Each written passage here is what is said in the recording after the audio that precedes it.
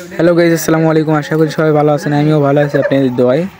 আজকে আমরা যাচ্ছি সাদিক পার্কে, শাহজাহানপুর থানায় বীরগ্রাম থেকে সামনের দিকে রানীরহাটের কাছে চকভালির কাছে সাদিক পার্ক।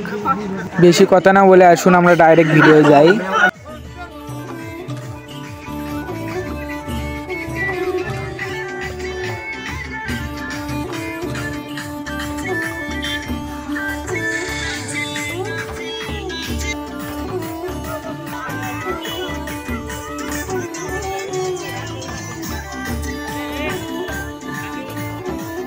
এটা হলো সাদিক পার্কের হোটেল।